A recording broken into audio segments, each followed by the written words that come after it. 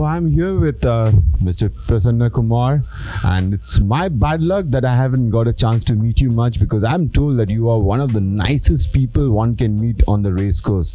So thank you for joining us today this morning. We're going to discuss your runners, sir. First and foremost, how's your stay in Calcutta been so far? Thank you very much, Keith, for all the nice things that you said about me.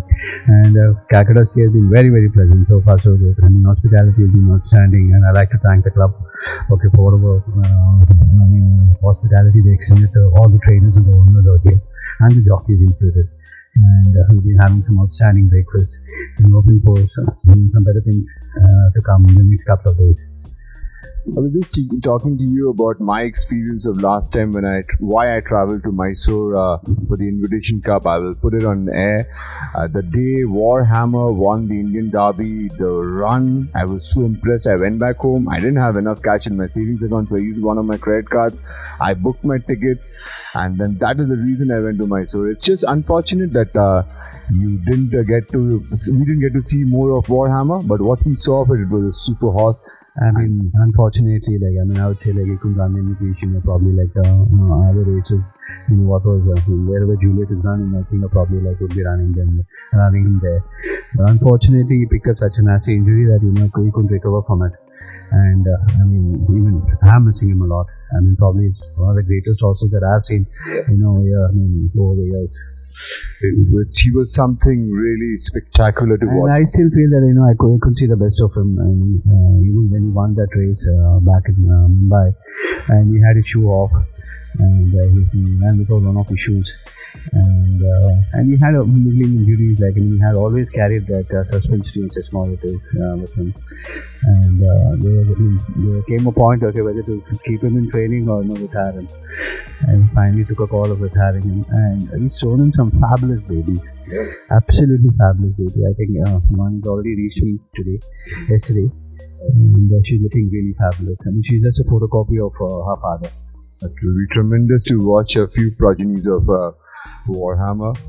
Well, let's move on to the races that you have runners in the main races we will speak about. And first and foremost, let's start with the Sprinters Cup. You have runner Siege Courageous, which is again going to run the next day in the Suresh Mahindra multi-million. Tell us about Siege Courageous, sir. He's been in sublime form. He's been outstanding. Whenever he's racing, he's been there, bang there. Except for one or two starts, where he didn't hit the board.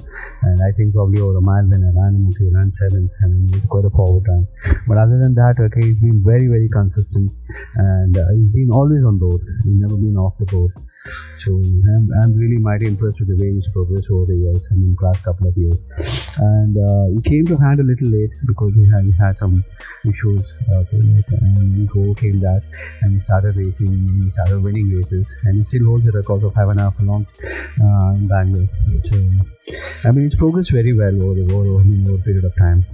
Perfect. Well, moving into the next runner that you have in the big one, that is the Stayers Cup. You have Ruling Dynasty, which is a juvenile, one of the two juveniles, along with Truth, which are lining up. Tell us a little bit about Ruling Dynasty. He's out and out staying line, absolutely. He's a one-pace horse, he can gallop till the cows come home. I would say, and the 3,000 meter race. I felt it's the right distance for him to race, and let's see how he races. How is Ruling Dynasty taking the travel? He's taken the travel well. Initially, when he landed up, he had a bump, he had a shipping trip, or what we call it as, and he seems to have woke up in a day, and he's okay now. Fair enough. Moving on to the Super Mile, the next two runners, you got Evaldo and Naughty Charmer, and Naughty Charmer ran a very mighty mock race here. So I'm not going to ask how Naughty Charmer is, and I saw Evaldo work, and the work was really impressive. So. Unfortunately, in a year, 3 months in a year, Evaldo doesn't want to race at all. He just wants to stay alone, sit in the stable, and he said, "I don't want to race." He says it himself. He says it to all. He tells me and my owner, "Listen, don't bother me. I don't want to race for 3 months in a year." And that's exactly what happened. From October to January, he said, "I'm not going to race. I'm going to sit in the stable." He picked up a stone, and that thing took a long time to heal.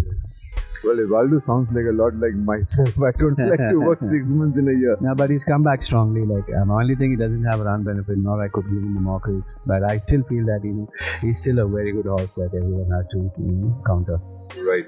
We will get back to the Suresh Mahindra. We'll get back to the Suresh Mahindra multi-million grade 2. You have a runner which is Siege Courageous, which are touched upon Siege Courageous. What do you think between the two races? Which is Siege Courageous' better chance? I think basically, seven would have been better, but again, have to run him in the sprinters too, because he's done so well. I mean, it's always nice to pick up some stake money, if he runs on both. Well, he has definitely earned his place in the Sprinters Cup. He's been nominated.